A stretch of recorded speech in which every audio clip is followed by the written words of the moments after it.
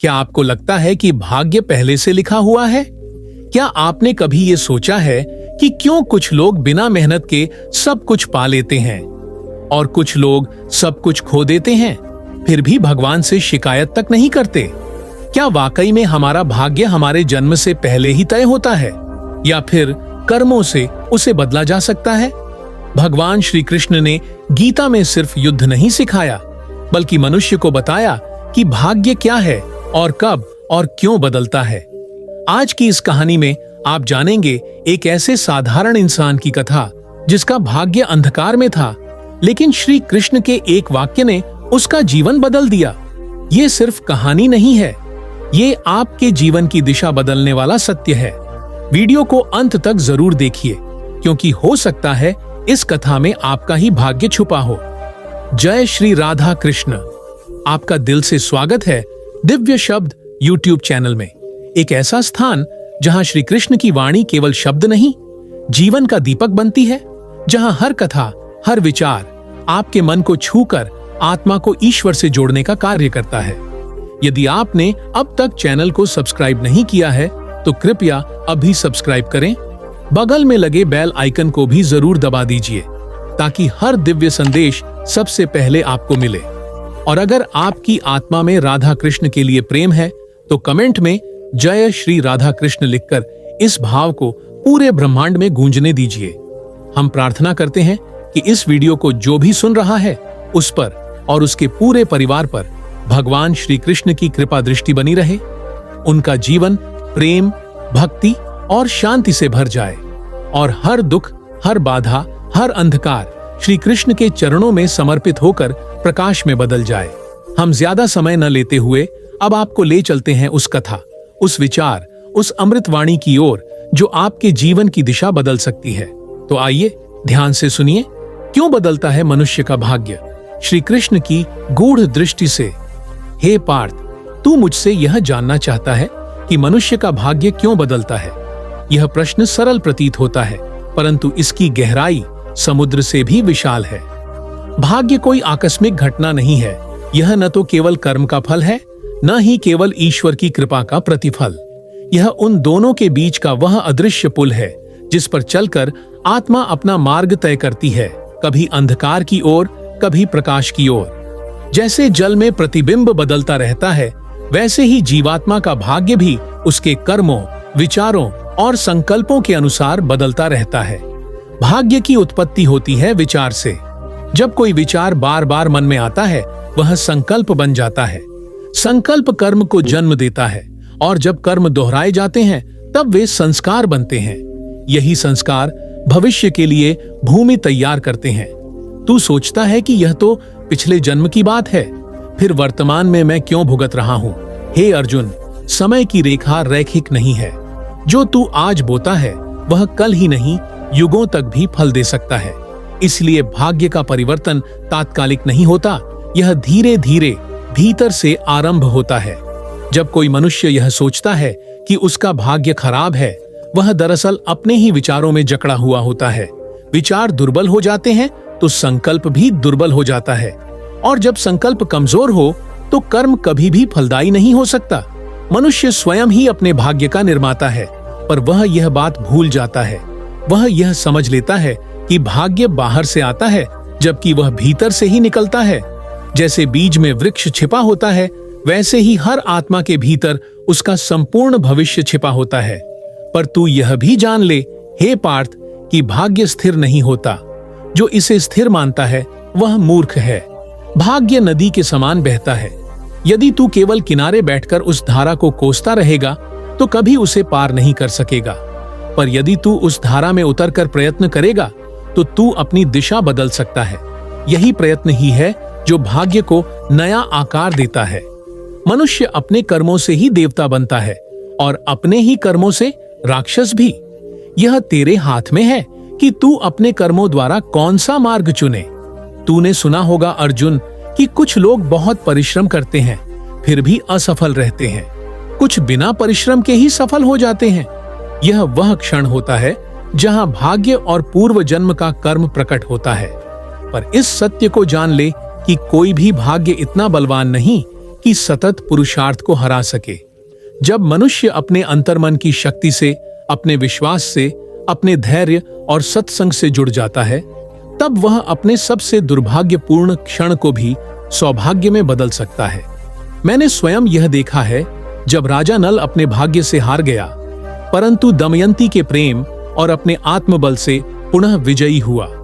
जब प्रहलाद के पिता ने उसके जीवन को नष्ट करने का प्रयास किया, तब वह भाग्यहीन प्रतीत होता था, परंतु उसका भाग्य कृष्ण की भक्ति से ऐसा बदला कि स्वयं श्री हरि उसे बचाने प्रकट हुए। जब द्रौपदी का चीर हरने की लीला हो रही थी, तब सब कुछ हारने के बाद भी उसने मेरा आह्वान किया। उसने कर्म नहीं किया, केवल संकल्प किया, और वही संकल्प उसकी रक्षा का कारण बना। इसलिए जब मनुष्य का भाग्य बदलता है, तो उसका आरंभ संकल्प से होता है। हे धनंजय, तू यह जान कि यह संसार केवल कर्म भूमि नहीं, यह संकल्प भूमि भी है। तेरे भीतर जो विचार चलते हैं, वे अदृश्य रूप से तेरे भाग्य को बदलते रहते हैं। जैसे हवा की दिशा से समुद्री लहरों की दिशा बदलती है, वैसे ही तेरे विचारों से तेरे जीवन की धारा बदल सकती है। परंतु यह केवल तभी संभव है जब तू भीतर से शुद्ध होगा। जब तक तेरा हृदय छल कपट, ईर्ष्या और लोभ से भरा है, तब तक कोई भी शुभ कर्म तेरे भाग्य को नहीं बदल सकेगा। जब तक तू स्वयं को नहीं बदलता, तब तक तेरा भाग्य नहीं बदल सकता। भगवान को कोसने से भाग्य नहीं बदलता। दुख में रुदन करने से, किस्मत को दोष देने से मनुष्य केवल अपना समय और आत्मबल खोता है। यदि तू वास्तव में परिवर्तन चाहता है, तो आत्मचिंतन कर। हर सुबह उठकर स्वयं से यह पूछ, मैं कौन हूं? मैं क्यों यहां हूं? क्या मेरा जन्म केवल दुख सहने के लिए हुआ है? नहीं अर्जुन, आत्मा का जन्म कभी दुख भोगने के लिए नहीं होता। आत्मा तो स्वयं आनंद स्वरूप है। दुख तो केवल उसका भ्रम है। जैसे रात्रि में रस्सी को सांप समझ लिया जाता है, वैसे ही मनुष्य अपने कर्मों को भाग्य का बंधन समझ लेता है। भाग्य परिवर्तन का सबसे बड़ा माध्यम है भक्ति। जब मनुष्य ईश्वर से जुड़ता है, तब उसकी चेतना उच्च स्तर पर पहुंचती है, और जब चेतना उच्च होती है, तब दृष्टि बदलती है। तब वह दुख में भी सुख देखता है, विष में भी अमृत ढूंढ लेता है। तब वह भाग्य को अपने चरणों में रख लेता है, न कि उसके चरणों में गिरता है। जब कोई कृष्णमय हो जाता है, तब उसका जीवन स्वयं गीता बन जाता है। वह हर परिस्थिति में सम रहता है, न सफलता से अहंकार करता है, न विफलता से टूटता है। हे पार्थ, भाग्य तब भी बदलता है जब मनुष्य सेवा करता है, जब वह अपने सुख के लिए नहीं, दूसरों के दुख हरने के लिए जीता है। जब वह याचक नहीं, दाता बनता है, तब उसका हृदय बड़ा हो जाता है, और बड़ा हृदय ही बड़ा भाग्य बनाता है। जो मनुष्य केवल अपने लिए जीता है, उसका भाग्य सीमित रहता है, पर जो दूसरों की सेवा के लिए जीता है, उसका भाग्य विस्तार पाता है। जैसे दीपक स्वयं जलकर अंधकार को हरता है, वैसे ही सेवा से भाग्य के अंधकार को मिटाया जा सकता है। भाग्य परिवर्तन का एक और रहस्य है क्षमा। जब तू दूसरों को क्षमा करता है, तो वास्तव में तू अपने ही कर्मों को क्षमा कर रहा होता है। जब तू क्रोध से मुक्त होता है, तब भाग्य की गांठ खुलती है। जब तू ईर्ष्या, घृणा, बदले की भावना से ऊपर उठ जाता है, तब ईश्वर की कृपा स्वतः बरसने लगती है। जो मनुष्य अपने शत्रु को भी शुभकामना देता है, वही सबसे सौभाग्यशाली होता है। वह जान लेता है कि भाग्य कोई बाहर की शक्ति नहीं, वह तो भीतर की अवस्था है। हे अर्जुन, तू जान कि जीवन के हर क्षण में तुझे यह विकल्प दिया गया है कि तू अपने भाग्य को बदल सकता है। मृत्यु से पूर्व का प्रत्येक श्वास तुझे यह अवसर देता है कि तू नवसृजन कर सकता है। जो यह समझता है कि अब कुछ नहीं हो सकता, वह सबसे बड़ा मूर्ख है, क्योंकि जब तक तू जीवित है, तब तक तेरे पास ईश्वर की दी हुई चेतना है, और वही चेतना भाग्य को मिटाकर नया भविष्य लिख सकती है। मैं स्वयं कहता हूँ, जो मनुष्य मुझ में दृढ़ श्रद्धा रखता है, उसके जीवन में असंभव कुछ भी नहीं। हे पांडव, यह मत सोच कि केवल राजा बनने से, धन मिलने से या यश प्राप्त होने से भाग्य श्रेष्ठ होता है। कभी कभी सबसे बड़ी विपत्ति भी भाग्य का वरदान बन जाती है। जब तू पीड़ा में होता है, तब तेरा हृदय नम्र होता है, और जब तू नम्र होता है, तब तू ईश्वर के समीप होता है। इसलिए दुख को भी तू भाग्यहीनता न समझ। वह तो तुझे तोड़कर फिर से गढ़ने आया है। तू उसे स्वीकार कर और उसके भीतर से सीख ले। जैसे सोना आग में तपकर ही शुद्ध होता है, वैसे ही आत्मा भी परीक्षा के अग्नि से गुजरकर ही अपना श्रेष्ठ भाग्य अर्जित करती है। और अंत में हे अर्जुन, यह जान कि जब तू अपने जीवन को कृष्ण को समर्पित कर देता है, अपने विचार, कर्म, संकल्प और भक्ति को, तब तुझे अपने भाग्य को बदलने की आवश्यकता नहीं पड़ती। तब स्वयं भाग्य तेरे चरणों में बदलता है। तब तू कर्म करता है पर फल की चिंता नहीं करता। तब तू संघर्ष करता है पर थकता नहीं। तब तू प्रेम करता है पर अपेक्षा नहीं करता। और यही अवस्था है वास्तविक मोक्ष की, जहां भाग्य की सारी ग्रंथियां खुल जाती हैं। इसलिए हे अर्जुन, यदि तू भाग्य को बदलना चाहता है तो पहले स्वयं को बदल। अपने विचारों को निर्मल कर, अपनी वाणी को मधुर बना, अपने कर्मों को शुभ बना और अपनी आत्मा को कृष्ण के चरणों में अर्पित कर दे। तब तू देखेगा कि तेरा जीवन किसी योगी की भांति शांत, किसी भक्त की भांति प्रेममय और किसी वीर की भांति साहसी बन गया है। तब तू केवल अपने लिए नहीं, संपूर्ण सृष्टि के लिए सौभाग्य बन जाएगा। और यही है वह गूढ़ता जिसकी तू खोज कर रहा था। श्री कृष्ण बोले, उद्धव, मनुष्य का भाग्य ऐसा विषय है जो न तो केवल कर्म से जुड़ा है, न ही केवल समय से। यह एक सूक्ष्म ताना बाना है जिसे उस आत्मा के अनगिनत जन्मों के संचित संस्कार, उसके संकल्प और उस पर मेरे अनुग्रह की छाया मिलकर रचती हैं।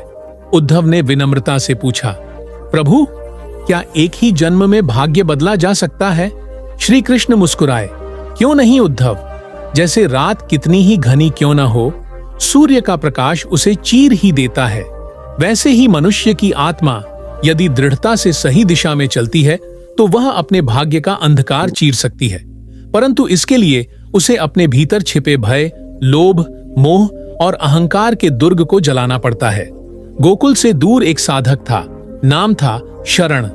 वह जन्म से निर्धन था, परिवार भी नहीं था और जीवन भर उसे समाज ने तिरस्कार ही दिया। लेकिन एक दिन उसने यह संकल्प लिया कि वह अपने भाग्य को बदल कर दिखाएगा, पर अपने पुरुषार्थ और कृष्ण नाम के बल से। हर दिन वह बिना रुके गोविंद का नाम जपता, प्रतिदिन किसी भूखे को अन्न देता, किसी दुखी को सांत्वना देता और अपने कर्म में कोई शिकायत नहीं करता। वर्षों बीत गए, न उसकी गरीबी खत्म हुई, न ही कोई चमत्कार हुआ, लेकिन उसका मन स्थिर और प्रसन्न था। एक दिन गांव में अकाल पड़ा, लोग तड़पने लगे। शरण ने अपने वर्षों के संचित अन्न और पानी को सबके सामने लाकर बांटना शुरू किया। लोग चकित थे, इसके पास इतना सब कैसे? शरण ने बस कहा, यह सब भगवान के भरोसे संचित था, अब उनके ही लोगों की सेवा में अर्पित है। उसी दिन एक महात्मा वहां आए। उन्होंने जब शरण की सेवा देखी तो उसे अपने साथ ले गए और एक बड़े आश्रम का संचालन सौंपा। वही शरण जो कल तक उपेक्षित था, अब लोगों का मार्गदर्शक बन गया। उद्धव ने पूछा, प्रभु, क्या यह उसके कर्म का फल था या भाग्य का परिवर्तन? कृष्ण ने गंभीर स्वर में कहा, यही तो मैं कहता हूं उद्धव। जब मनुष्य भाग्य के आगे सिर झुकाने के बजाय उसे अपनी श्रद्धा और सेवा से चुनौती देता है, तब मैं स्वयं उसके भाग्य को पुनः लिखता हूं। भाग्य बदलने के लिए 3 तत्व अनिवार्य हैं। पहला, तप, आत्मसंयम और साधना। दूसरा, त्याग, स्वार्थ का विसर्जन। तीसरा, त्राण, परमात्मा में पूर्ण शरणागति। जब कोई इन तीनों को धारण करता है, तब मेरा अनुग्रह उस पर बरसता है और उसके जीवन की रेखाएं स्वयं अपने आकार बदलने लगती हैं। उसी समय उद्धव ने देखा, गोकुल की एक विधवा स्त्री जो रोज मंदिर में दीप जलाती थी, एक दिन असाध्य रोग से पीड़ित हो गई। सबने उसे त्याग दिया, लेकिन वह न रूठी न रुकी। वह अपनी टूटी झोपड़ी से ही राधे श्याम के भजन गाती रही। कुछ ही दिनों बाद उसी गांव में एक वैद्य आया जिसने उसके रोग का उपचार किया। वह न केवल स्वस्थ हुई, बल्कि उसी वैद्य की सहायता से एक गौशाला स्थापित की, जिसमें असंख्य गायें पलने लगीं और गांव की समृद्धि लौट आई। श्री कृष्ण बोले, भाग्य तब बदलता है जब मनुष्य बदलने को तैयार होता है, जब वह केवल परिस्थिति बदलने की मांग नहीं करता, बल्कि स्वयं को बेहतर करने का प्रयास करता है। उद्धव ने कहा, प्रभु, लेकिन कुछ लोग कहते हैं कि भाग्य तो पूर्व जन्मों का फल है, फिर इस जीवन में क्या किया जाए? कृष्ण ने मुस्कुराकर उत्तर दिया, उद्धव, जैसे कोई बीज मिट्टी में दबा हो, वह कब प्रस्फुटित होगा? यह बीज की प्रकृति, मिट्टी की नमी, सूर्य का ताप और समय सब पर निर्भर करता है।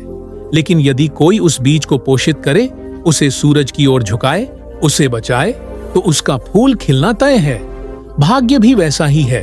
यह पूर्व जन्मों का बीज है, किंतु इस जीवन का पुरुषार्थ ही इसे प्रस्फुटित करता है या मुरझा देता है।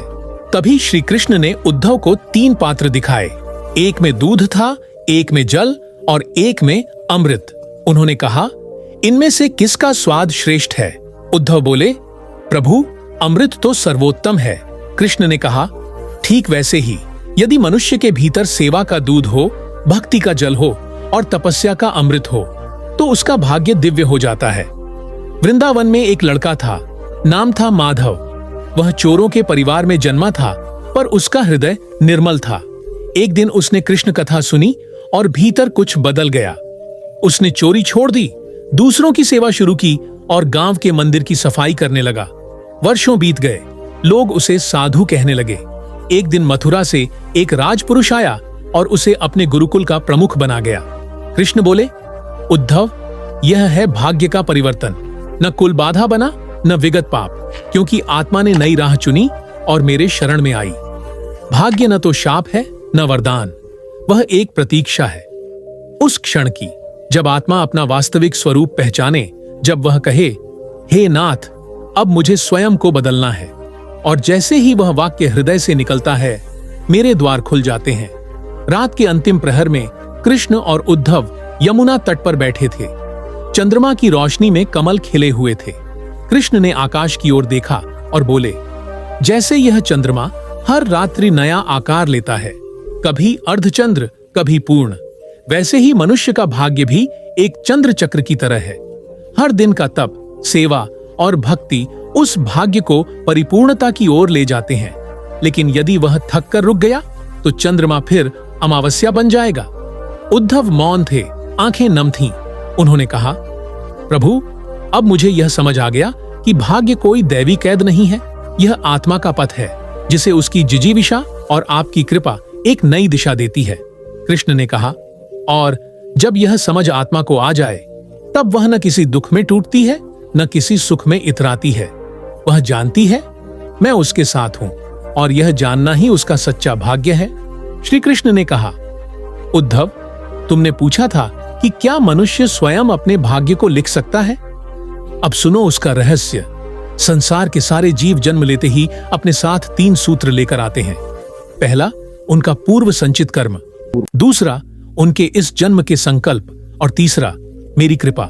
इन तीनों में सबसे बलशाली तत्व है संकल्प। पूर्व कर्म रेखा है, पर संकल्प दिशा है। और जब दिशा स्पष्ट हो, तो रेखाएं भी उसी मार्ग पर चलने लगती हैं। उद्धव ने विस्मित होकर कहा, प्रभु, लेकिन क्या संकल्प इतना बलवान है कि वह पूर्व जन्मों के पापों को भी काट सके? श्री कृष्ण हंसे, उद्धव, अग्नि एक बार धधकने लगे तो वह सूखी लकड़ियों को ही नहीं, पत्थर तक को पिघला देती है। ऐसे ही यदि संकल्प शुद्ध, निष्कलंक और भक्ति से पूर्ण हो, तो वह आत्मा की दशा ही नहीं, उसका पूरा भविष्य बदल देता है। तभी वृंदावन के समीप एक युवक आया। उसका नाम था प्रियव्रत। वह एक समय धूर्त था, लोगों को धोखा देता था और स्वयं को भाग्यहीन मानकर संसार से रुष्ट हो गया था। एक दिन उसने एक वृद्ध को रास्ते में गिरा देखा और पहली बार किसी के आंसू अपने हाथों से पोंछे। उसी क्षण उसके भीतर कुछ टूटा और कुछ जुड़ गया। उसने सोचा, मैं क्यों ना अपने जीवन को किसी के आंसू पोंछने में लगाऊं, शायद मेरा भाग्य वहीं लिखा हो। धीरे धीरे उसने सेवा प्रारंभ की, निर्धनों को भोजन दिया, पशुओं को जल पिलाया, मंदिरों की सफाई की और सबसे बड़ा परिवर्तन, वह रोज गोविंद का नाम लेने लगा। 1 वर्ष बीत गया और उसे लगा मानो उसका जीवन ही बदल गया हो। न अब वह दुख से भागता था, न ही सुख के लिए लालायित रहता था। वह बस गोविंद में लीन था। कृष्ण ने कहा, प्रियव्रत ने क्या किया? उसने अपने भीतर के राक्षस को प्रेम से जीत लिया। और यही आत्मविजय उस राह की शुरुआत है जहां मनुष्य स्वयं अपना भाग्य रचता है। उद्धव, भाग्य कोई पत्थर पर लिखी रेखा नहीं, वह तो जल की सतह पर अंकित मंत्र है, जिसे आत्मा की तपस्या पुनः जागृत कर सकती है। जो व्यक्ति यह समझ लेता है वह अपने हर कर्म में ईश्वर का अंश देखता है और हर क्षण में अवसर। उद्धव बोले, प्रभु, पर कुछ लोग इतने दुख में रहते हैं कि उन्हें कुछ दिखाई नहीं देता। वे कहते हैं यह तो हमारा भाग्य है और सब छोड़ देते हैं। श्री कृष्ण गंभीर हो गए। उद्धव, सबसे बड़ा पाप यही है, अपने भाग्य को शाप मानकर स्वीकार कर लेना। ईश्वर ने किसी को भी केवल दुख के लिए नहीं बनाया। हर आत्मा में एक दिव्य चिंगारी है जिसे यदि वह पहचान ले तो वह स्वयं वह दीप बन सकता है जिससे वह संसार को आलोकित कर सके।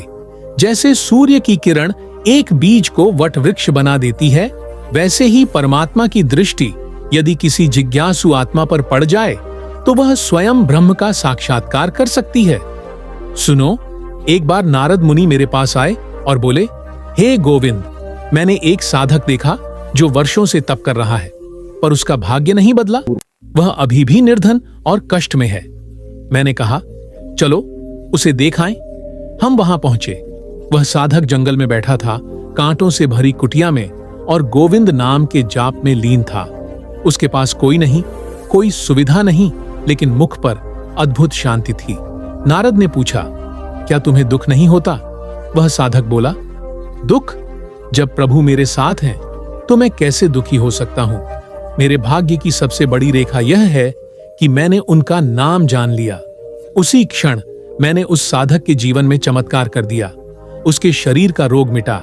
आसपास फलने वाले वृक्ष स्वयं उसके लिए अन्न और जल देने लगे और कुछ समय में वह तपस्वी एक सिद्ध महापुरुष कहलाया।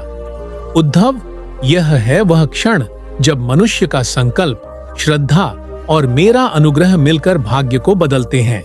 कृष्ण ने अपनी बांसुरी उठाई और मंद स्वर में बजाने लगे।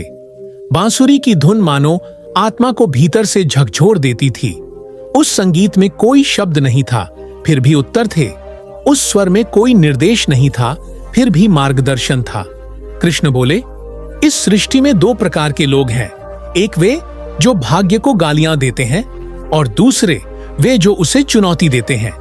पहले प्रकार के लोग हर अवसर में दुख ढूंढ लेते हैं और दूसरे हर दुख में अवसर खोज लेते हैं। अब सोचो उद्धव, कौन सा जीवन श्रेष्ठ है? उद्धव बोले, जो जीवन ईश्वर को समर्पित हो वही श्रेष्ठ है, चाहे वह दुखमय हो या सुखमय। श्री कृष्ण ने हंसते हुए कहा, और यही ज्ञान जब किसी को प्राप्त हो जाए तो फिर उसके लिए भाग्य केवल एक बहाना नहीं रहता, वह तो ब्रह्म का एक खेल बन जाता है जहां आत्मा नृत्य करती है और ईश्वर उसे निहारते हैं।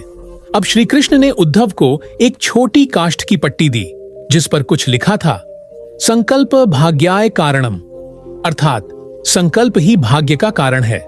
उद्धव ने उसे माथे से लगाया और कहा, हे माधव, अब मैं जान गया, जो मनुष्य अपने संकल्प से लड़ नहीं सकता वह भाग्य से क्या जीतेगा, और जो आत्मा आपको पहचान लेती है उसका भाग्य तो स्वयं ब्रह्म रूप हो जाता है।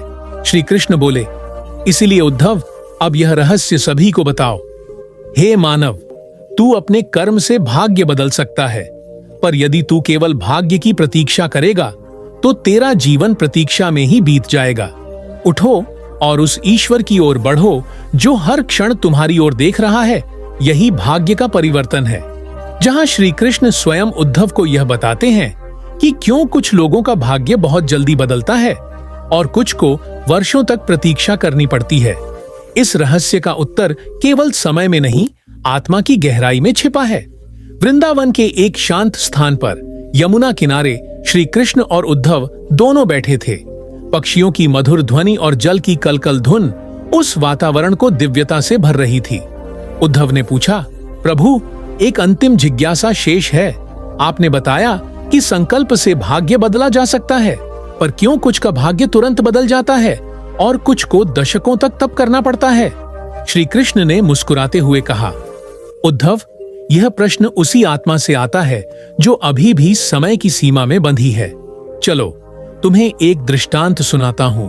एक बार एक किसान और एक साधु दोनों वृंदावन आए। किसान ने मुझसे प्रार्थना की, हे गोविंद, मुझे शीघ्र धन चाहिए। मेरा खेत सूखा पड़ा है, मेरा परिवार भूखा है। साधु ने कहा, हे माधव, मुझे केवल इतना दो कि मेरी साधना में तुम्हारी भक्ति बनी रहे। किसान को उसी रात बारिश मिल गई और अगले महीने उसकी फसल लहलहा उठी। साधु को कुछ नहीं मिला, न कोई चमत्कार, न कोई दृश्य उत्तर। उद्धव, क्या तुम सोचते हो कि किसान का भाग्य बड़ा था और साधु का छोटा? उद्धव बोले, नहीं प्रभु, परंतु साधु को कुछ भी क्यों नहीं मिला? कृष्ण ने कहा, क्योंकि किसान की आवश्यकता तत्काल थी और उसकी भक्ति सीमित थी। वह केवल एक सुख चाहता था और मेरे प्रति उसकी श्रद्धा उस सुख के मिलने तक सीमित थी। पर साधु का प्रेम निष्काम था। वह परिणाम नहीं, केवल मेरा सान्निध्य चाहता था। जब कोई आत्मा केवल ईश्वर को चाहता है और उससे कुछ नहीं मांगती, तब ईश्वर स्वयं समय बनकर उसकी सेवा करता है। उस साधु का भाग्य नहीं बदला, क्योंकि उसे बदले की आवश्यकता नहीं थी। वह पहले ही ब्रह्म के समीप था। उद्धव, भाग्य का परिवर्तन दो प्रकार का होता है, एक बाह्य और एक आंतरिक। बाह्य भाग्य बदलता है धन, यश, सफलता, विवाह, संतान आदि से। पर आंतरिक भाग्य तब बदलता है जब आत्मा अज्ञान से ज्ञान की ओर, मोह से प्रेम की ओर और भ्रम से भक्ति की ओर चलती है। जो लोग केवल बाह्य परिवर्तन की प्रतीक्षा करते हैं, उन्हें समय लगता है, क्योंकि वे बार बार अपनी नीयत बदलते हैं। वे एक दिन भक्ति करते हैं, दूसरे दिन निराश हो जाते हैं, तीसरे दिन फिर इच्छाओं से भर जाते हैं। परंतु जिनका अंतर स्थिर है, जिनका प्रेम निश्चल है, वे चाहे जिस परिस्थिति में हों, मैं उनके पास सदैव रहता हूं। उद्धव, तुमने सुना होगा, कुछ वृक्षों को फल देने में वर्षों लगते हैं और कुछ को महीनों में, परंतु जिस वृक्ष की जड़ें गहरी हैं, उसका फल भी मीठा होता है और वह अधिक समय तक टिकता है। इसी प्रकार जिन आत्माओं का तप, भक्ति और प्रेम गहरा होता है, उनका भाग्य देर से बदलता है, पर वह परिवर्तन अमर हो जाता है। तभी श्री कृष्ण ने एक श्लोक कहा, सर्वम समये न भवति धैर्यम धर्मस्य मूलकम यः क्षणम प्रतीक्षते भक्त्या तस्य भाग्यम स्वयं प्रभवति। हर चीज समय पर नहीं मिलती। धैर्य ही धर्म की जड़ है। जो श्रद्धा से प्रतीक्षा करता है, उसका भाग्य स्वयं ईश्वर बनकर प्रकट होता है। उद्धव अब मौन हो गए। उन्होंने अनुभव किया कि समय और परिणाम की चिंता मन को दुर्बल बनाती है और ईश्वर की ओर बढ़ते पगों को रोक देती है। उन्होंने श्री कृष्ण से कहा, प्रभु, अब मैं समझ गया। भाग्य वह नहीं जो पहले से लिखा हो, बल्कि वह है जो हर क्षण हमारी भक्ति और विवेक से लिखा जा रहा है।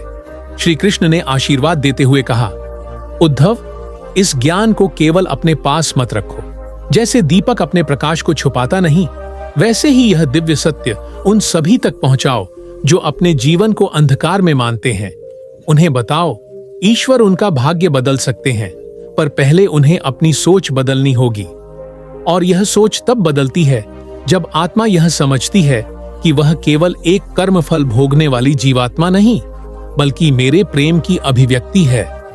जब यह एहसास होता है, तब मनुष्य का भाग्य नहीं, उसका संपूर्ण अस्तित्व बदल जाता है। इस प्रकार श्री कृष्ण ने भाग्य के रहस्य को उद्धव को समझाया कि क्यों कुछ का भाग्य शीघ्र बदलता है और क्यों कुछ को प्रतीक्षा करनी पड़ती है। उत्तर एक ही। इस संसार में हर व्यक्ति किसी न किसी दिन एक प्रश्न से टकराता है, भाग्य क्या है?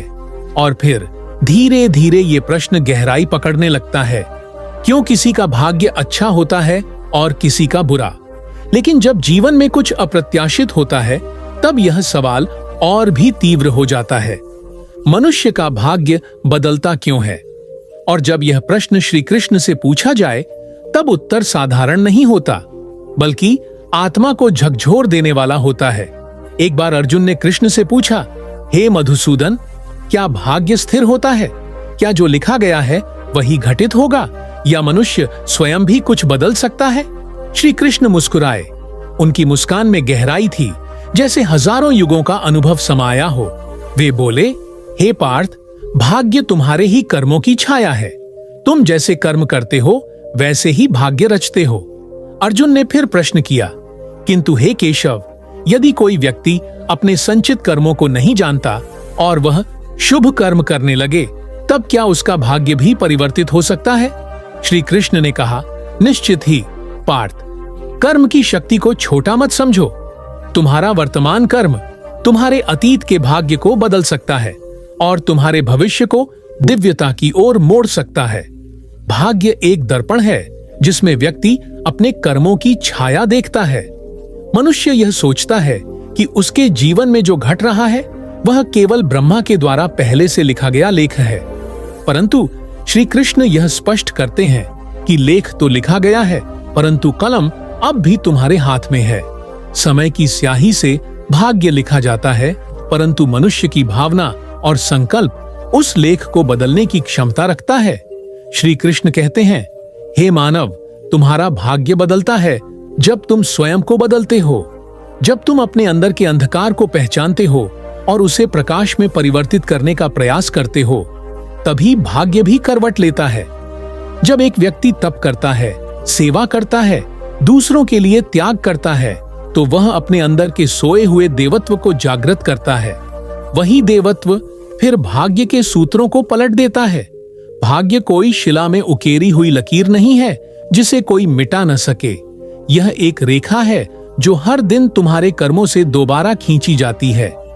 श्री कृष्ण की वाणी में एक अद्भुत शांति थी जब वे गीता में कहते हैं, कर्मण्येवाधिकारस्ते मां फलेषु कदाचन। इसका भावार्थ केवल इतना नहीं कि तुम केवल कर्म करो और फल की चिंता मत करो, बल्कि यह भी है कि भाग्य की चाबी तुम्हारे कर्मों में ही है। जब तुम बिना भय, बिना लोभ, बिना मोह के कर्म करते हो, तब तुम अपना भाग्य स्वयं गढ़ते हो। एक बार वृंदावन में एक निर्धन ब्राह्मण था जिसका नाम सुदामा था। उसके पास कुछ नहीं था, परंतु उसकी भक्ति सच्ची थी। जब वह श्री कृष्ण से मिलने गया तो वह चावल की एक मुट्ठी लेकर गया। उसका भाग्य निर्धनता से भरा था, परंतु उसकी भावना इतनी पवित्र थी कि स्वयं श्री कृष्ण ने उसके भाग्य को पलट दिया। यही है भाग्य परिवर्तन का उदाहरण। भावना और भक्ति से किया गया कार्य भाग्य को बदल सकता है। मनुष्य अपने भाग्य को कैसे बदले? इसका उत्तर श्री कृष्ण की शिक्षाओं में है। स्वाध्याय, सेवा, संयम, समर्पण और सच्चे मन से परमात्मा को पुकारना। जब एक साधक इस मार्ग पर चलता है तो धीरे धीरे उसके जीवन की दिशा बदलने लगती है। प्रारब्ध कर्मों की चपेट में आकर भी वह व्यक्ति अंततः मुक्त हो सकता है, क्योंकि भगवान स्वयं कहते हैं, मैं अपने भक्तों के हर भार को उठा लेता हूं। भाग्य तब बदलता है जब तुम अपने भीतर की सीमाओं को तोड़ते हो। जब एक छोटा बीज धरती को फोड़कर ऊपर उठता है, सूर्य की ओर बढ़ता है, तो वह केवल एक बीज नहीं रहता, वह वटवृक्ष बनता है। वैसे ही जब तुम अपने भीतर के आलस्य, भय, अहंकार और द्वेष को तोड़ते हो, तब भाग्य की रेखाएं बदलने लगती हैं। यह परिवर्तन अचानक नहीं होता, यह एक यात्रा होती है, संकल्प की, साधना की, तप की। मनुष्य अक्सर भाग्य को दोष देता है। वह कहता है, मेरे जीवन में दुख है क्योंकि मेरा भाग्य बुरा है। पर श्री कृष्ण कहते हैं, दुख तुम्हारे जीवन में इसलिए नहीं है कि भाग्य बुरा है। दुख इसलिए है क्योंकि तुमने अभी तक उसे स्वीकार नहीं किया और उससे सीख नहीं ली। संसार का प्रत्येक कष्ट, प्रत्येक पीड़ा एक गुरु है। वह तुम्हें भीतर की यात्रा के लिए प्रेरित करता है। जब तुम इस पीड़ा को समझते हो, स्वीकार करते हो और उससे ऊपर उठते हो, तब भाग्य तुम्हारे आगे सिर झुका देता है। तब काल भी तुम्हारे चरणों की धूल बन जाता है। श्री कृष्ण का यह दिव्य संवाद एक गूढ़ रहस्य खोलता है। भाग्य एक जीवंत शक्ति है, वह पत्थर की लकीर नहीं। यदि तुम अपने जीवन की हर सुबह को एक नई तपस्या बना दो, हर रात को एक आत्मनिरीक्षण की गुफा बना दो, तो तुम्हारा भाग्य तुम्हारे समक्ष झुक जाएगा। श्री कृष्ण के अनुसार 3 चीजें भाग्य को बदलने में अत्यंत महत्वपूर्ण होती हैं: श्रद्धा, धैर्य और प्रेम। जब तुम्हारी श्रद्धा अडिग होती है, जब तुम्हारा धैर्य पर्वत की तरह अचल होता है और जब तुम्हारा प्रेम निष्कलंक होता है, तब कोई भी रेखा, कोई भी नक्षत्र तुम्हारे भविष्य को रोक नहीं सकता। एक चक्रवर्ती राजा था जिसने भविष्यवाणी सुन ली थी कि उसका पुत्र निर्धन होगा। उसने हर संभव उपाय किए, परंतु भविष्यवाणी सत्य हुई। वह पुत्र साधारण जीवन में बड़ा हुआ, लेकिन उसने हार नहीं मानी। उसने श्री कृष्ण की भक्ति में मन लगाया, सेवा की, तप किया। समय ने करवट ली और वह पुत्र अपनी भक्ति से ऐसा राजा बना जिसकी ख्याति युगों तक रही। भाग्य की भविष्यवाणी केवल प्रारंभ होती है उसे पूर्णता देने का अधिकार तुम्हारे कर्मों में है। जीवन एक युद्ध है और यह युद्ध अर्जुन और दुर्योधन के बीच नहीं बल्कि तुम्हारे भीतर चल रहा है। आलस्य और कर्म के बीच, मोह और विवेक के बीच, अहंकार और समर्पण के बीच। जब तुम अपने भीतर के अर्जुन को जागृत करोगे और श्री कृष्ण को सारथी बनाओगे, तब जीवन का रथ सच्चे मार्ग पर दौड़ने लगेगा और वही यात्रा भाग्य का पुनर्लेखन करेगी। मनुष्य का भाग्य तब बदलता है जब वह स्वयं को बदलने का साहस करता है, जब वह अपने दोषों को स्वीकार करता है और उन्हें बदलने का निश्चय करता है, जब वह दूसरों की सेवा को अपने जीवन का लक्ष्य बना लेता है, जब वह अपने छोटे छोटे स्वार्थों से ऊपर उठकर संपूर्ण सृष्टि के हित में सोचता है। तब प्रभु उसकी आत्मा को स्पर्श करते हैं और वही स्पर्श उसकी नियति को दिव्यता में बदल देता है। श्री कृष्ण कहते हैं, हे मानव, तुम सीमित नहीं हो, तुम्हारे भीतर अनंत की चिंगारी है, उसे पहचानो, उसे जगाओ। तुम्हारे भाग्य की डोर तुम्हारे ही हाथ में है। यदि तुम आज संकल्प कर लो तो काल भी तुम्हारे संकल्प के आगे नतमस्तक हो जाएगा। इसलिए यदि तुम्हारे जीवन में कठिनाइयां हैं तो उनसे डरना नहीं, उन्हें चुनौती दो, उनसे लड़ो, क्योंकि यही संघर्ष तुम्हें महान बनाएगा। भाग्य कोई दैविक दंड नहीं, वह एक अवसर है तुम्हारे पुनर्जन्म का, तुम्हारी आत्मा के उत्कर्ष का। और जब तुम यह समझ जाते हो तब भाग्य स्वयं बदल जाता है। भाग्य बदलता है जब तुम बदलते हो। भाग्य बदलता है जब तुम भगवान को पुकारते हो, परंतु केवल शब्दों से नहीं, पूरे मन, आत्मा और कर्म से। भाग्य बदलता है जब तुम उस अंधेरे से निकलने का निश्चय करते हो जिसमें तुम स्वयं को वर्षों से बांधकर बैठे हो। और अंततः श्री कृष्ण कहते हैं, हे आत्मन, यदि तू एक कदम मेरी ओर बढ़ाए तो मैं 100 कदम तेरी ओर आऊंगा। तू बस अपनी आत्मा की आवाज सुन, अपने हृदय की पुकार को पहचान। भाग्य बदल जाएगा, युग बदल जाएगा और तू स्वयं ब्रह्म स्वरूप बन जाएगा। एक समय की बात है, द्वारका के महल में श्री कृष्ण अपने सिंहासन पर विराजमान थे। उनके चरणों में एक साधारण सा युवक बैठा था। नाम था यशोवत। उसके नेत्रों में प्रश्न थे और हृदय में पीड़ा। वह बोला, हे प्रभु, मैंने सब कुछ खो दिया है। मेरी खेती बर्बाद हो गई, घर उजड़ गया, पत्नी छोड़ गई और अब तो जीवन जीने की इच्छा भी क्षीण होती जा रही है। आप ही बताइए, क्यों मेरा भाग्य ऐसा है? श्री कृष्ण मुस्कुराए, पर यह मुस्कान करुणा से भरी थी। उन्होंने उसकी आंखों में झांका और पूछा, हे यशोवत, तू बता, तूने कभी किसी भूखे को अन्न दिया? कभी किसी रोते हुए को ढाढ़स बंधाया? क्या तूने अपने कर्मों का लेखा जोखा कभी टटोला है? यशोवत सिर झुकाकर बोला, नहीं प्रभु, मैंने तो बस अपने दुखों को देखा है, अपने भाग्य को कोसा है। श्री कृष्ण ने कहा, तू चाहता है कि तेरा भाग्य बदले, परंतु तूने अपने जीवन में किसी और का भाग्य बदलने की चेष्टा नहीं की। तू चाहता है कि तेरे जीवन में प्रकाश आए, पर तूने कभी किसी और के अंधकार में दीप नहीं जलाया। यशोवत, भाग्य कोई वरदान नहीं जो केवल विशिष्ट को मिले। यह एक जिम्मेदारी है, एक प्रक्रिया है, एक कर्म प्रतिफल का जीवंत चक्र है। यशोवत ने धीरे से पूछा, प्रभु, तो क्या मैं अपने इस बर्बाद हो चुके जीवन को फिर से बना सकता हूं? श्री कृष्ण ने अपना करुणामय हाथ उसके सिर पर रखा और कहा, तू आज से प्रतिज्ञा कर कि तू हर दिन एक नेकी करेगा, एक पीड़ित की मदद करेगा, एक अनाथ को रोटी देगा, एक दुखी को मुस्कान देगा और ईश्वर में अपनी श्रद्धा अडिग रखेगा। देख, तू स्वयं देखेगा कि समय कैसे तेरे लिए करवट लेगा। अगले दिन यशोवत गया और गांव के सबसे गरीब वृद्ध को भोजन कराया। फिर अगले दिन एक विधवा के घर जाकर उसकी टूटती छत की मरम्मत में हाथ बटाया। उसके पास खुद के लिए भी अधिक नहीं था, पर वह जो भी करता श्रद्धा से करता, प्रेम से करता। 3 वर्ष बीते और लोग कहने लगे, यशोवत के पास कोई चमत्कारी शक्ति है, जहां जाता है वहां हरियाली छा जाती है। पर सच यह था कि यशोवत ने अपने भाग्य को कर्म और सेवा से संवार लिया था। जिस धरती ने उसे अन्न नहीं दिया था, वही भूमि अब सोना उगलती थी। जिस पत्नी ने उसे छोड़ा था, वही लौटाई थी। समाज उसे सम्मान देने लगा था। वह फिर एक दिन श्री कृष्ण के पास आया, चरणों में गिरा और बोला, हे माधव, आपने कहा था कर्म करो, सेवा करो, श्रद्धा रखो। मैंने किया और भाग्य पलट गया। आज मैं समझ गया, भाग्य ईश्वर की दी हुई चुनौती है, लेकिन उससे पार पाने का साधन भी उसी के भीतर छुपा है।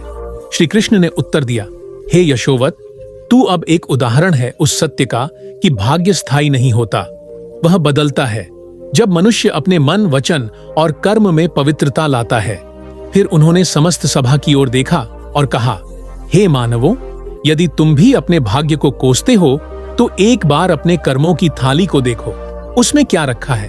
लोभ, मोह, क्रोध, अहंकार या प्रेम, सेवा, तप और समर्पण जैसा थाली में रखा होगा वैसा ही भाग्य परोसा जाएगा। श्री कृष्ण ने आगे कहा, जिस दिन तुम अपने कर्मों में शुद्धता लाओगे उसी दिन भाग्य का शुद्ध अमृत बरसेगा। जीवन की झोली खाली हो सकती है, पर हृदय की झोली जब भावों से भरी होती है तो ईश्वर उसमें चमत्कार भर देता है। यह कथा केवल यशोवत की नहीं, यह प्रत्येक उस व्यक्ति की है जो अपने जीवन में कठिनाई से गुजर रहा है, पर फिर भी अपनी दृष्टि को भीतर मोड़कर अपनी आत्मा को जागृत करके अपने भाग्य की दिशा बदलने की शक्ति रखता है। मनुष्य का भाग्य बदलता है जब वह अपने भीतर बैठे कृष्ण को पुकारता है। वह कृष्ण कोई मूर्ति नहीं, वह चेतना है, वह संकल्प है, वह प्रेम है जो प्रत्येक हृदय में विद्यमान है। जब कोई स्त्री अपने बच्चों के लिए रात्रि का एकमात्र रोटी का टुकड़ा त्याग देती है तब उसका भाग्य बदलता है। जब एक किसान सूखे खेत में भी बीज बोकर ईश्वर में भरोसा रखते हैं तब उसका भाग्य बदलता है। जब कोई युवा माता पिता की सेवा को जीवन का कर्तव्य मान लेता है तब भाग्य बदलता है। श्री कृष्ण कहते हैं, भाग्य उन लोगों का नहीं बदलता जो बैठकर रोते हैं, वह उन लोगों का बदलता है जो उठकर चलते हैं, संघर्ष करते हैं और हर ठोकर को चरण रेखा समझकर आगे बढ़ते हैं। और अंततः जब मनुष्य की आत्मा समर्पण की सीमाओं को पार कर जाती है तब स्वयं ईश्वर उसके जीवन की धारा बदल देते हैं। तब उसकी पहचान मिटती नहीं, वह अमर हो जाती है। अतः हे आत्मन, उठो, जागो और अपने भाग्य को उस दिशा में मोड़ो जहां श्री कृष्ण की कृपा तुम्हारा मार्गदर्शन कर रही हो। और जब तुम चल पड़ोगे तब जान लेना, स्वयं श्री कृष्ण तुम्हारे संग चलेंगे। यशोवत अब केवल एक साधारण मानव नहीं रहा था, वह सेवा, तप और प्रेम की ऐसी अग्नि में तप चुका था कि उसकी दृष्टि में अब केवल स्वयं का कल्याण नहीं अपितु समस्त जीवों के कल्याण का भाव प्रकट होने लगा था। वह फिर से एक दिन द्वारका पहुंचा जहां श्री कृष्ण चक्र संहार के उपरांत ध्यान में लीन थे। यशोवत ने शांत स्वर में पूछा, हे वासुदेव, आपने कहा कि भाग्य कर्म से बदलता है, सेवा से सुधरता है, लेकिन एक प्रश्न अब भी मेरे भीतर गूंजता है, भाग्य को जो लिखता है क्या उससे भी ऊपर कुछ है? श्री कृष्ण ने नेत्र खोले, उनकी दृष्टि शांत, गहन और साक्षात ब्रह्म का स्पर्श लिए हुए थी। उन्होंने कहा, हे यशोवत, तू अब प्रश्न नहीं पूछ रहा, तू उस द्वार तक पहुंच गया है जहां प्रश्न मौन हो जाते हैं और उत्तर जन्म लेते हैं। सुन, भाग्य जिसे तुम लोग विधाता का लेख मानते हो वह वास्तव में आत्मा के संस्कारों और कर्मों की जीवित प्रतिछाया है, परंतु उससे भी ऊपर है निष्ठा और प्रेम से किया गया समर्पण। यशोवत विस्मित हुआ, प्रभु, क्या यह संभव है कि कोई अपने भाग्य को प्रेम से भी बदल सकता है? श्री कृष्ण बोले, हाँ यशोवत, संसार में कुछ ऐसी शक्तियां हैं जो काल, भाग्य और मृत्यु से भी श्रेष्ठ हैं।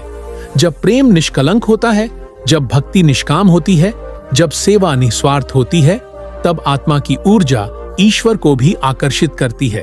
तब विधाता भी उस आत्मा की ओर देखकर अपने लेख को मिटा देता है और पुनः नए अक्षरों में उसका भविष्य लिखता है। भाग्य ब्रह्मा लिखते हैं, परंतु ब्रह्मा का मन भी श्री हरि में लीन होता है। और जब हरि स्वयं किसी भक्त से प्रेम कर बैठते हैं तब वे स्वयं ब्रह्मा की लेखनी को रोक देते हैं। यशोवत ने पूछा, हे गोविंद, तो क्या संसार में जो महापुरुष बनते हैं वे सब अपने भाग्य को स्वयं लिखते हैं? कृष्ण मुस्कुराए, नहीं यशोवत, वे भाग्य को नहीं लिखते, वे उसे जला देते हैं और उसकी राख से नया जीवन गढ़ते हैं। महापुरुष अपने भाग्य से नहीं, अपने संकल्प से पहचाने जाते हैं। प्रहलाद को देखो, उसका भाग्य कहता था वह राक्षस कुल में है, उसका जीवन आसुरी होगा, परंतु उसके भीतर भक्ति की लौ इतनी तीव्र थी कि वह स्वयं श्रीहरि को प्रकट कर बैठा। क्या वह भाग्य से हुआ? कुंती को देखो, जीवन भर दुख, अपमान और युद्ध झेलने के बाद भी उन्होंने कभी भाग्य को दोष नहीं दिया, बल्कि हर क्षण प्रभु से यही वर मांगा, हे कृष्ण, मुझे दुख दो ताकि मैं तुम्हें याद कर सकूं। क्या यह भाग्य का प्रभाव था या प्रेम की पराकाष्ठा? और देख यशोवत, राधा को कौन जानता था? कोई ग्रंथ उनके जन्म की भविष्यवाणी नहीं करता, कोई वेद उनका वर्णन नहीं करता, परंतु आज राधा का नाम कृष्ण से पहले लिया जाता है। क्या यह उनके भाग्य में था? नहीं, यह प्रेम की सत्ता है जो भाग्य से ऊपर उठती है। यशोवत की आंखें भर आईं। उसने कहा, हे माधव, तब क्या मैं भी? कृष्ण बोले, हां यशोवत, तुम भी, हर जीव भी, जो स्वयं को पहचान लेता है, जो प्रेम की गहराई में उतरता है, जो सेवा को धर्म मानता है, जो दुख में भी ईश्वर का नाम नहीं भूलता, वह भाग्य से ऊपर उठ जाता है। भाग्य केवल उन पर शासन करता है जो खुद को केवल देह मानते हैं, परंतु जो आत्मा को पहचान लेता है, उसके लिए भाग्य एक दास बन जाता है। यशोवत, भाग्य तुम्हें रास्ता दिखाता है, लेकिन तुम्हारा संकल्प तुम्हें लक्ष्य तक पहुंचाता है। जब कोई आत्मा यह जान लेती है कि वह केवल भाग्य की कठपुतली नहीं, बल्कि ब्रह्म का अंश है, तब वह अपने ही जीवन की महाकाव्य बन जाती है। और यही गूढ़ता है जो केवल प्रेम से समझ आती है, तर्क से नहीं। फिर श्री कृष्ण ने अपने नेत्र बंद किए और बोले, तू चला जा अब, इस ज्ञान को केवल अपने लिए न रख, संसार को बता। मनुष्य का भाग्य बदला जा सकता है, परंतु उससे भी ऊपर प्रेम, सेवा और समर्पण की वह शक्ति है जिससे ईश्वर भी बंध जाते हैं। यशोवत विदा हुआ। अब वह एक नाम नहीं, एक प्रेरणा बन चुका था। उसने अपने गांव में एक सेवा आश्रम बनाया, जहां भूखों को अन्न, रोगियों को औषधि, वृद्धों को सम्मान और बच्चों को ज्ञान मिलता। लोग उसे यशोवत नहीं, कृष्ण व्रत कहने लगे। समय बीतता गया, पर यशोवत की गाथा अमर हो गई, क्योंकि उसने केवल अपना भाग्य नहीं बदला था, उसने औरों का भी भविष्य बदल दिया था। और श्री कृष्ण के शब्द आज भी गूंजते हैं, यदि तुम प्रेम से भरे हो तो भाग्य तुम्हारे चरण धोएगा। यशोवत अब वृद्ध हो चुका था, उसका तन क्षीण होता जा रहा था, पर मन में अब भी श्री कृष्ण की वाणी प्रतिध्वनित हो रही थी। उसके सेवा आश्रम में हजारों लोगों का कल्याण हो चुका था। जिसने कभी एक दाना मांगकर जीवन जिया था, आज उसी के आश्रम से कई गांवों में भोजन और ज्ञान का प्रसार होता था। किंतु अब यशोवत के अंतर्मन में एक अंतिम जिज्ञासा शेष थी, एक अंतिम प्रश्न जिसे वह श्री कृष्ण से पूछना चाहता था। मृत्यु के बाद क्या? और क्या आत्मा भी भाग्य से बंधी होती है? एक रात्रि वह ध्यान में बैठा और प्राणों से पुकारा, हे प्रभु, जीवन भर आपने मेरा मार्गदर्शन किया। अब मेरी आत्मा एक अंतिम रहस्य जानना चाहती है। क्या मृत्यु के बाद भी आत्मा किसी भाग्य के अधीन होती है या वह मुक्त हो जाती है? वह शब्दों में नहीं, भावों में पुकार रहा था, और उसकी आत्मा की उस पुकार ने स्वयं द्वारका के उस विराट स्वरूप को आंदोलित कर दिया। श्री कृष्ण दिव्य स्वरूप में प्रकट हुए। उनके पीछे सहस्रों सूर्यों का प्रकाश, किंतु मुख पर अपार करुणा। उन्होंने कहा, हे यशोवत, अब तू वह आत्मा है जो जानने के योग्य है। सुन, आत्मा न तो जन्म से बंधी है, न मरण से, न भाग्य से। वह नित्य है, शुद्ध है, बुद्ध है और मुक्त स्वरूप है। परंतु जब वह देह में आती है, तब उसके ऊपर कर्मों की परछाई पड़ती है, और वही परछाई बन जाती है भाग्य। मृत्यु का क्षण केवल देह के वस्त्र को बदलना है, परंतु मृत्यु के बाद भी आत्मा यदि मोह, वासना, अहंकार या अधूरे कर्मों से जुड़ी रहती है, तो उसे पुनः भाग्य की उसी चक्रव्यूह में लौटना पड़ता है। लेकिन जिसने अपने जीवन में सेवा, प्रेम और समर्पण को अपने मूल स्वभाव में ढाल लिया हो, उसकी आत्मा मृत्यु के बाद भी मुक्त हो जाती है। हे यशोवत, जब तू सेवा कर रहा था, जब तू भूखों को रोटी दे रहा था, जब तू विधवाओं की आंखों में आशा जगा रहा था, तब तू केवल अच्छे कर्म नहीं कर रहा था, तू अपने आत्मा की स्मृति को जागृत कर रहा था। इसीलिए अब तेरी आत्मा देह के बंधन से नहीं बंधेगी। यशोवत की आंखों से अश्रुधारा बह रही थी। उसने पूछा, प्रभु, तो क्या मृत्यु के बाद भी आपकी कृपा बनी रहती है? श्री कृष्ण मुस्कुराए, हे प्रिय आत्मा, जो एक बार मुझे जान लेता है, मैं उसे कभी नहीं छोड़ता। मृत्यु केवल उसे आती है जो मुझसे विमुख होता है, जो मुझे जीवन में स्मरण करता है, सेवा में लीन रहता है, सत्य में स्थित होता है। मृत्यु उसके लिए केवल द्वार है जहां से वह मेरे धाम की ओर प्रवेश करता है। यशोवत, तू अब ब्रह्मलोक की सीढ़ी पर खड़ा है। तेरे कर्मों ने तुझे वहां पहुंचाया है जहां आत्मा को भाग्य से भी अधिक ऊंचाई मिलती है। यह वह स्थिति है जहां न कोई जन्म है, न मरण, न सुख का बंधन, न दुख का भार, केवल आनंद, केवल प्रेम, केवल मैं। तेरे जीवन की गाथा अब केवल तेरी नहीं रही। यह एक मार्गदर्शन बनेगी उनके लिए जो जीवन से थक गए हैं, जो अपने भाग्य से हार मान चुके हैं। तेरी आत्मा जब मेरे धाम में प्रवेश करेगी तब उसका प्रत्येक कर्म पृथ्वी पर प्रेरणा बनकर बहेगा। श्री कृष्ण ने अपना करुणामय हाथ यशोवत के मस्तक पर रखा। उसी क्षण यशोवत ने अपने समस्त जीवन की घटनाएं एक साथ देखी। वह अंधेरा जिसमें वह गिरा था, वह सेवा की मशाल जिसने उसे प्रकाश में लाया, वह कृपा जो हर मोड़ पर उसके पीछे रही। और फिर एक पल में श्वास शांत हो गया, शरीर स्थिर हो गया, पर चेहरे पर मुस्कान थी, मानो कोई मिलन हुआ हो आत्मा और परमात्मा का। लोगों ने यशोवत की देह को चंदन से सजाया, पुष्पों से ढका और उसकी स्मृति में एक ध्वज फहराया जिस पर लिखा था, जिसने अपने भाग्य को सेवा से बदला, जिसने अपनी आत्मा को श्री कृष्ण को समर्पित किया, वही यथार्थ में अमर हुआ। समय बीतता गया पर कृष्ण व्रत नाम जन जन में जीवित रहा। लोग कहते, अगर भाग्य से हारे हो तो यशोवत की कथा पढ़ो, अगर मृत्यु से डरते हो तो श्री कृष्ण की वाणी सुनो। और श्री कृष्ण आज भी कहते हैं, आत्मा न भाग्य की दासी है न मृत्यु की बंदिनी, वह मेरी है और मैं उसकी। यशोवत की आत्मा अब शरीर से मुक्त हो चुकी थी। मृत्यु जो संसार के लिए एक भय है, उसके लिए बस एक सुंदर संधि थी देह से ब्रह्म की ओर। जिस क्षण उसने अंतिम श्वास छोड़ी, उसी क्षण उसकी आत्मा एक दिव्य प्रकाश में परिवर्तित हो गई। और जैसे ही उस प्रकाश ने भौतिक जगत को पार किया, एक अलौकिक द्वार प्रकट हुआ।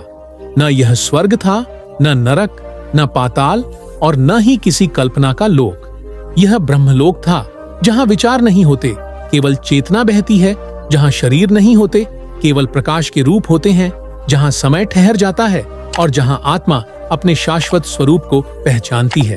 उस द्वार पर दो दिव्य आत्माएं खड़ी थीं, सनक और सनातन अर्षि, जिन्होंने यशोवत का स्वागत किया। आओ आत्मा, उन्होंने कहा, तुमने वह साधना की है जो युगों में एक बार कोई करता है। भाग्य से लड़ना, अहंकार से जीतना और सेवा को धर्म बनाना। अब ब्रह्म के लोक में प्रवेश करो, जहां तुम्हारे समर्पण का फल स्वयं श्री कृष्ण के चरणों में विश्राम है। जैसे ही यशोवत की आत्मा ने वह द्वार पार किया, सामने सहस्रों सूर्य चंद्रमा की आभा से भी अधिक दिव्य एक प्रकाशमय सिंहासन प्रकट हुआ। उस पर विराजमान थे स्वयं श्री कृष्ण। पर न वह वैकुंठ का वैभव था, न रणभूमि के सारथी का रूप। वहां श्री कृष्ण अहम से मुक्त, प्रेममय, आनंद स्वरूप थे, एक ऐसे रूप में जिसे केवल मुक्त आत्मा ही देख सकती है। उनकी मुस्कान में करुणा थी, उनकी आंखों में सतत प्रेम। जैसे ही यशोवत की आत्मा उनके चरणों तक पहुंची, वह अपने आप ही झुक गई। न उसे झुकने का विचार आया, न उसे आदेश दिया गया। यह आत्मा का स्वाभाविक क्रियाकर्म था, जैसे जल गहराई की ओर बहता है। श्री कृष्ण ने अपने दिव्य हाथों से आत्मा को उठाया और कहा, स्वागत है हे आत्मन, तू अब वह नहीं रहा जो पृथ्वी पर जन्मा था। तू अब मेरा अंश नहीं, मेरा ही प्रतिबिंब बन गया है। तूने जीवन में जो तप किया वह केवल क्रिया नहीं थी, वह एक दिव्य योजना का भाग था। जब आत्मा बारंबार जन्म जन्मांतर के बंधनों में उलझ जाती है, तब मैं उसे एक अवसर देता हूं और तूने उस अवसर को पहचान लिया। इसलिए आज तू भाग्य का नहीं, ब्रह्म का वंशज बन गया है। अब तेरे कर्म का फल यह नहीं कि तू फिर जन्म ले, बल्कि यह कि तू उन आत्माओं की यात्रा का दीप बन जाए जो अभी भी अंधकार में है।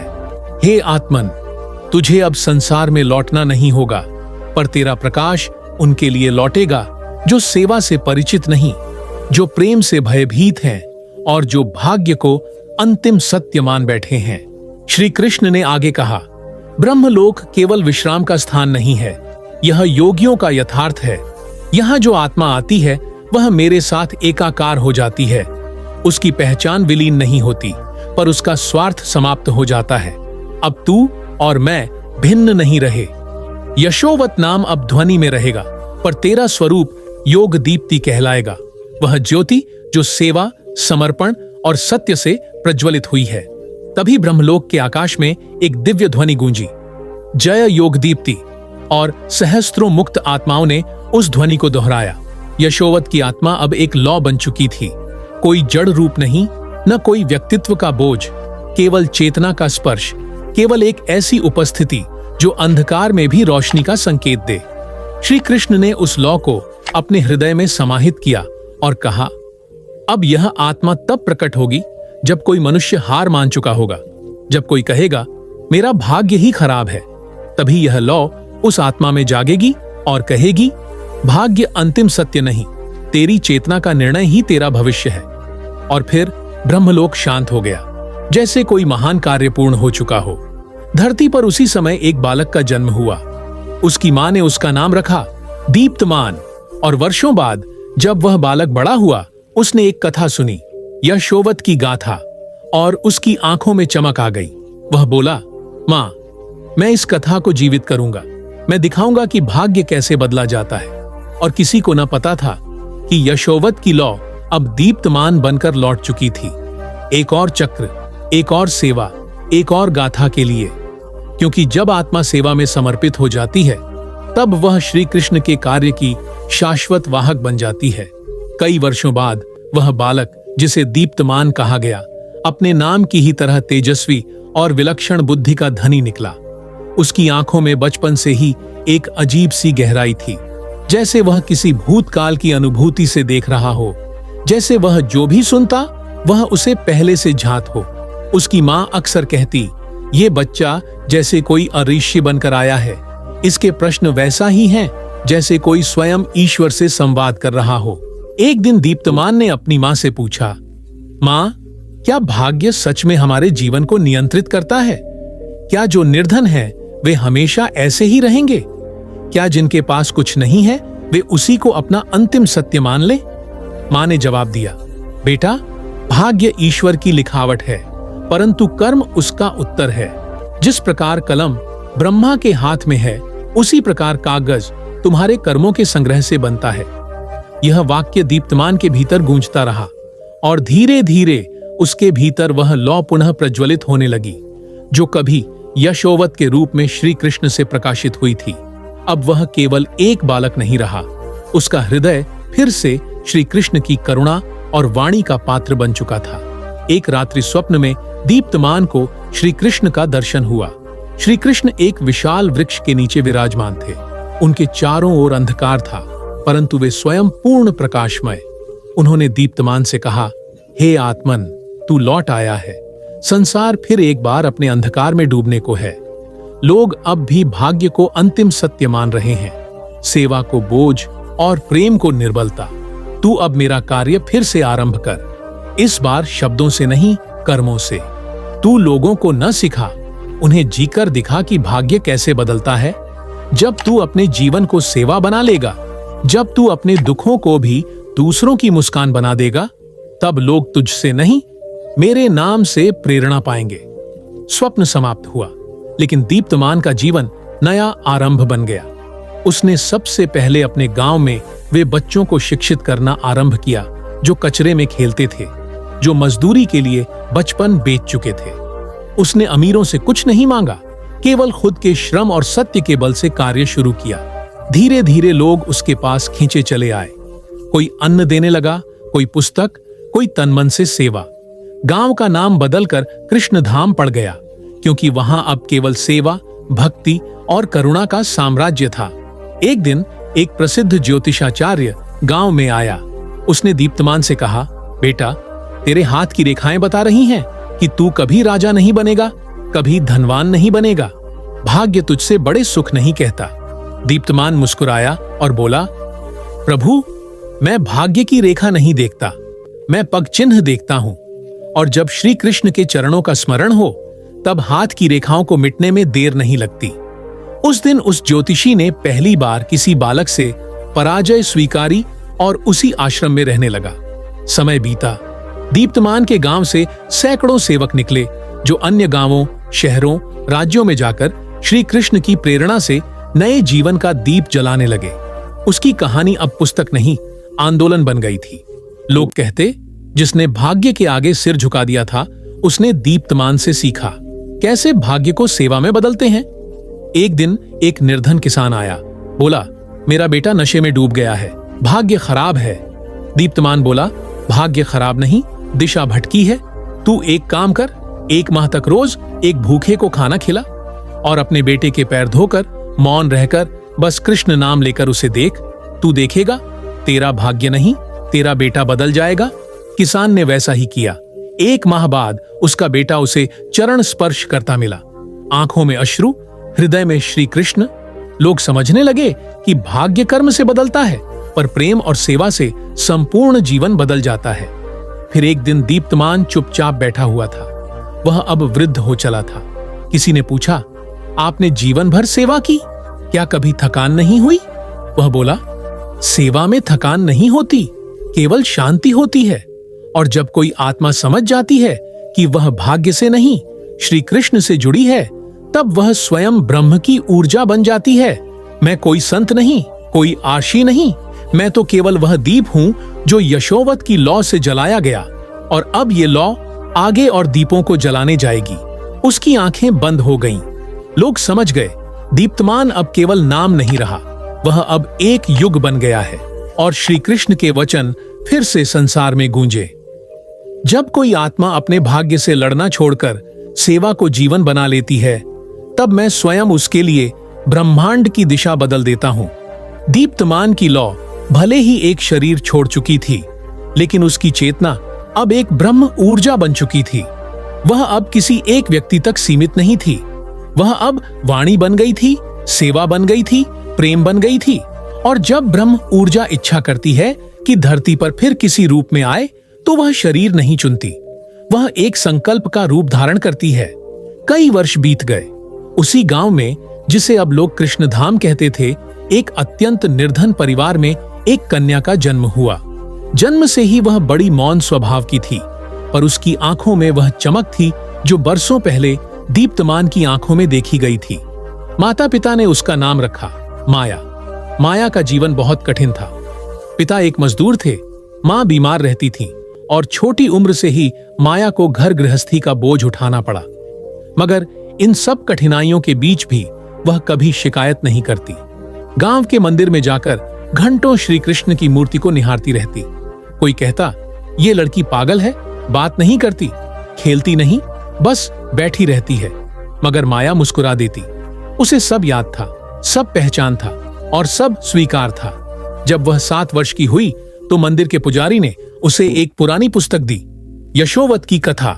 माया जैसे जैसे वह पढ़ती गई, उसके रोंगटे खड़े होते गए, उसकी आंखों से आंसू बहते गए, जैसे वह शब्दों को पढ़ नहीं रही थी, स्मरण कर रही थी। उस रात उसे स्वप्न में श्री कृष्ण का दर्शन हुआ। वह बाल रूप में थे, मुरली हाथ में, और एक कमल के फूल पर बैठे मुस्कुरा रहे थे। कृष्ण बोले, माया, तू लौटी है एक और बार, एक और युग में। अब तेरा कार्य है उस ज्योति को फिर से जलाना जो अब बुझती जा रही है। लोग अब फिर कर्म के स्थान पर शॉर्टकट ढूंढ रहे हैं, धर्म के नाम पर दिखावा कर रहे हैं और प्रेम के स्थान पर स्वार्थ बो रहे हैं। तुझे फिर एक बार उन्हें जगाना है, न उपदेश से, न श्लोक से, केवल सत्य को जीकर। और याद रख, तेरा नाम माया है, पर तू अविद्या की माया नहीं, तू ज्ञान की माया बनकर आई है।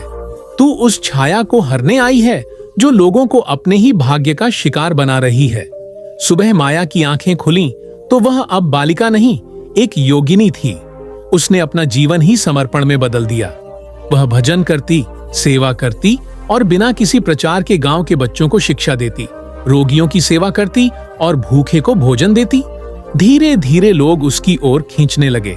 उसकी वाणी बहुत कम थी, लेकिन जो भी वह कहती वह सीधे आत्मा में उतर जाता। एक दिन एक साधु आया और बोला, बेटी, तू भाग्यशाली है, तूने पिछले जन्म में पुण्य किया है, इसलिए इतने लोग तुझे पूजते हैं। माया मुस्कुराई और बोली, भाग्य वह नहीं जो पीछे के जन्म से आया है, भाग्य वह है जिसे हम आज सेवा से लिखते हैं। मेरे भाग्य में कुछ नहीं था, पर जब मैंने दूसरों के भाग्य के लिए प्रार्थना करनी शुरू की, तब श्री कृष्ण ने मेरी खाली हथेलियों में अपनी करुणा भर दी। एक दिन गांव में अकाल पड़ा। लोग भूखे मरने लगे, पानी सूख गया, अन्न समाप्त हो गया। लोग एक दूसरे को दोष देने लगे, मंदिर खाली हो गया। तभी माया गांव के बीचों बीच बैठ गई, आंखें बंद की और श्री कृष्ण का नाम जपने लगी। दिन रात, बिना अन्न, बिना जल, बिना कोई आग्रह। और तीसरे दिन एक अद्भुत घटना हुई। एक बंजर जमीन से जल का फव्वारा फूट पड़ा।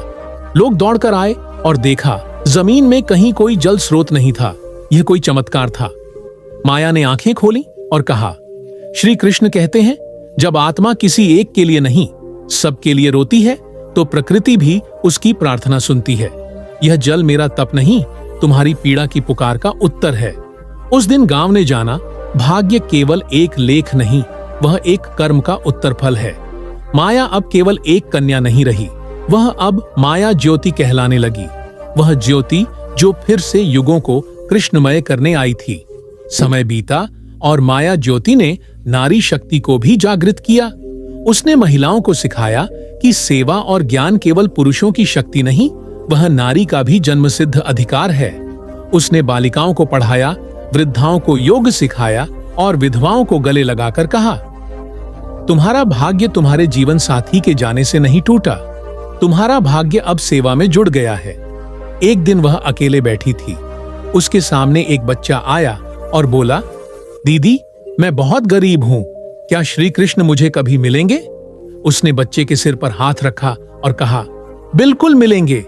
जब तू भूखा होकर भी किसी और को रोटी देगा, जब तू टूटा होगा पर किसी और के लिए प्रार्थना करेगा, उस क्षण श्री कृष्ण तेरे हृदय में प्रकट हो जाएंगे। बच्चा मुस्कुराया और चला गया, पर उसके जाते ही माया के नेत्रों से अश्रु बहने लगे। वह जानती थी, यह वही आत्मा थी जिसने कभी दीप्तमान बनकर पूछे थे। अब वह लौटे थे, प्रश्न नहीं, उत्तर बनने, क्योंकि भाग्य बदलने की प्रक्रिया कभी समाप्त नहीं होती। जब एक आत्मा दीप बनती है, तो वह किसी न किसी रूप में फिर प्रकट होती है, कभी यशोवत, कभी दीप्तमान, कभी माया ज्योति बनकर। और श्री कृष्ण अब भी मुस्कुराते हैं और कहते हैं, जब कोई आत्मा कर्म से नहीं, सेवा से भाग्य रचती है, तब मैं स्वयं उसके रक्षक बनता हूं। माया ज्योति का जीवन केवल एक व्यक्ति के जीवन तक सीमित नहीं रहा। उसकी सेवा और भक्ति ने पूरे भारत में एक नई चेतना का संचार कर दिया। उसके विचारों ने युगों पुराने अंधविश्वास, कुप्रथाओं और भाग्यवादी सोच को चुनौती दी। उसने कहा, भाग्य कोई लिखावट नहीं, कोई फिक्स्ड कहानी नहीं है। भाग्य तो एक जादू है जो कर्म, सोच और सेवा के साथ पलट सकता है। उसका आंदोलन धीरे धीरे गांव-गांव, शहर-शहर फैलने लगा। युवाओं ने उसकी बातों को समझा और नशे, हिंसा और आलस्य को त्याग कर सेवा और योग की ओर अग्रसर हुए। महिलाएं अपने अधिकारों के लिए जागीं और बालिकाओं ने शिक्षा को अपना हथियार बनाया। माया ज्योति ने एक साधारण मंदिर को एक शिक्षालय और सेवा केंद्र में परिवर्तित कर दिया। वहां गरीबों को भोजन मिलता, रोगियों का इलाज होता और बच्चों को मुफ्त शिक्षा दी जाती। वह हर दिन वहां बैठती और स्वयं सेवा में लगी रहती। एक दिन एक बड़ा मंत्री उसके पास आया और पूछा, माया ज्योति, तुम्हारा यह आंदोलन राजनीति और सत्ता से कैसे जुड़ा है? क्या तुम वास्तव में समाज को बदल सकती हो? माया ज्योति ने हंसते हुए कहा, मेरी सत्ता मेरे कर्म में है, मेरी राजनीति मेरे हृदय की सेवा में है। भाग्य बड़े बड़े लोगों के हाथों में नहीं, हमारे छोटे छोटे कर्मों में छिपा है। जब तक एक भी व्यक्ति भूखा है, तब तक मेरी सत्ता अधूरी है। इस उत्तर ने मंत्री को चुप कर दिया। धीरे धीरे माया ज्योति की लोकप्रियता और प्रभाव बढ़ा और लोगों के दिलों में यह विश्वास जागा कि भाग्य बदला जा सकता है अगर हम अपनी सोच और कर्मों को बदल दें। श्री कृष्ण की कथा फिर से जीवित हो उठी। उन्होंने कहा था, जब मनुष्य अपने स्वार्थ को त्याग कर सेवा में लग जाता है, तब मैं उसके भाग्य को बदल देता हूं। माया ज्योति के जीवन ने यह सिद्ध कर दिया कि भाग्य में बदलाव कोई जादू नहीं, बल्कि ईमानदारी, प्रेम और कर्म की एक निरंतर प्रक्रिया है। और इसी संदेश के साथ यह कथा आगे बढ़ती रहेगी कि जो भी कृष्ण के नाम से प्रेम करता है, वह कभी भी भाग्य का बंधन नहीं होता। यह कथा केवल एक बालक की नहीं, यह उस चेतना की है जो युगों से प्रत्येक मानव के भीतर सोई हुई है और केवल किसी दिव्य झंकार से ही जागती है। यह कथा यशोवत, दीप्तमान और माया ज्योति के माध्यम से उस महान रहस्य को उद्घाटित करती है जिसे मनुष्य सदियों से जानना चाहता है। क्या भाग्य पहले से लिखा होता है? क्या मनुष्य उसके अनुसार केवल कठपुतली है या वह स्वयं अपने भविष्य का निर्माता है? कथा का आरंभ यशोवत से हुआ। एक साधारण सा युवक जो जन्म से ही कठिनाइयों और निर्धनता का शिकार था। वह बार बार ईश्वर से प्रश्न करता, क्यों मुझे ऐसा जीवन मिला?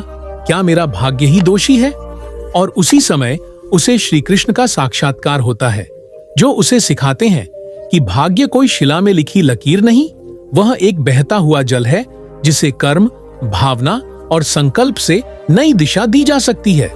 श्री कृष्ण समझाते हैं कि भाग्य ईश्वर का प्रारूप है, लेकिन उसे रंग देने का अधिकार मनुष्य को दिया गया है। जैसे चित्रकार को केवल कैनवास मिले, पर रंगों का चुनाव उसी के हाथ हो। कथा आगे बढ़ती है और दीप्तमान के रूप में वह चेतना फिर लौटती है। एक बालक जो बचपन से ही विशिष्ट है, जो केवल प्रश्न नहीं करता बल्कि उन्हीं प्रश्नों से उत्तरों की खोज शुरू करता है।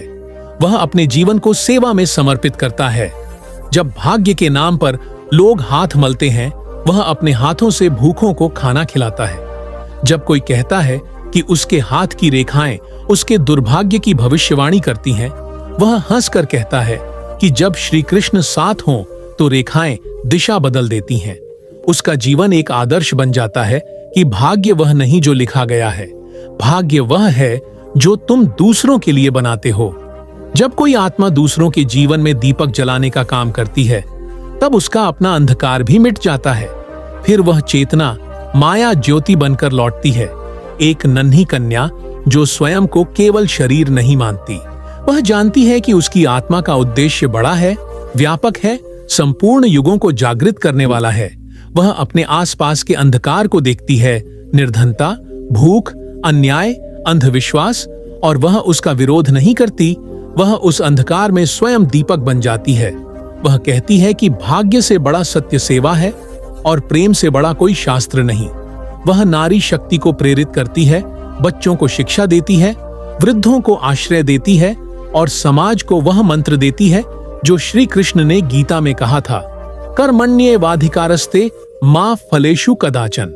इस कथा का सारांश केवल इतना नहीं कि भाग्य बदल सकता है, बल्कि यह कि भाग्य को बदलना ही मानव जीवन का उद्देश्य है। जब कोई आत्मा ईश्वर से नहीं मांगती बल्कि संसार को देने की भावना से भर जाती है, तब ईश्वर स्वयं उसके भीतर प्रकट होते हैं। जब यशोवत की व्यथा दीप्तमान की लौ बनती है और जब वह लौ माया ज्योति के रूप में समर्पण की अग्नि बन जाती है, तब केवल एक मानव नहीं बदलता, तब संपूर्ण युग का चरित्र बदलता है। श्री कृष्ण की दृष्टि में भाग्य कोई दंड नहीं, वह एक अवसर है, यह देखने का कि तुम किस हद तक अपने जीवन को दिव्यता के समीप ले जा सकते हो। जो लोग भाग्य को कोसते हैं, वे अपने भीतर की शक्ति को भूल जाते हैं, लेकिन जो लोग अपने भाग्य को चुनौती देते हैं, सेवा करते हैं, प्रेम करते हैं, दूसरों की पीड़ा को अपना धर्म मानते हैं, वे ही वास्तव में श्री कृष्ण की कृपा के पात्र होते हैं। यह कथा इस बात की सबसे सुंदर गवाही है कि जब कोई भी प्राणी अपने स्वार्थ से ऊपर उठकर परमार्थ में जीता है, तो उसकी आत्मा स्वयं श्री कृष्ण का स्वरूप बन जाती है। भाग्य तब उसका शत्रु नहीं, उसका सेवक बन जाता है। यह परिवर्तन कोई चमत्कार नहीं, यह जीवन की सबसे सुंदर और सबसे सच्ची साधना है। अंत में श्री कृष्ण स्वयं कहते हैं, जब कोई मनुष्य कर्म, भक्ति और सेवा से अपने भाग्य को निर्मित करता है, तब मैं स्वयं उसके जीवन की नौका का पतवार बन जाता हूं। उसके दुख केवल तपस्या बनते हैं, उसके आंसू केवल तीर्थ बनते हैं और उसका जीवन केवल मेरा माध्यम बनता है। जो भाग्य को स्थिर समझते हैं वे रुके रहते हैं, जो भाग्य को चुनौती मानते हैं वे चल पड़ते हैं, लेकिन जो भाग्य को सेवा में बदलते हैं वे कृष्ण बन जाते हैं। कभी कभी एक छोटी सी कहानी हमारे जीवन की सोच बदल देती है।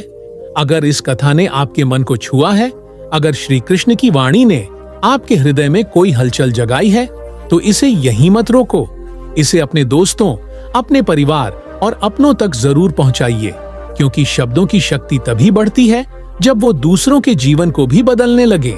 इसलिए इस वीडियो को लाइक कीजिए, शेयर कीजिए, ताकि कोई और टूटे हुए मन को संबल मिल सके। और अगर आपने अभी तक हमारे चैनल दिव्य शब्द को सब्सक्राइब नहीं किया है तो कृपया सब्सक्राइब जरूर करें और बगल में लगे बेल आइकन को दबाना ना भूलें, ताकि हर नई दिव्य प्रेरणा सबसे पहले आपके पास पहुंचे। और जाते जाते कमेंट में जय श्री राधा कृष्ण जरूर लिखें, क्योंकि आपका हर लिखा हुआ जय श्री राधा कृष्ण भी एक प्रार्थना बनकर आपके जीवन में सुख, शांति और प्रभु की कृपा लेकर लौटेगा। हम प्रार्थना करते हैं कि भगवान श्री कृष्ण की कृपा आप और आपके परिवार पर हमेशा बनी रहे, आपके घर में प्रेम, आपके कर्मों में विश्वास और आपके जीवन में प्रकाश बना रहे। फिर मिलते हैं एक नई कथा, एक नई सीख और श्री कृष्ण की एक नई गूढ़ दृष्टि के साथ। तब तक के लिए जय श्री राधा कृष्ण।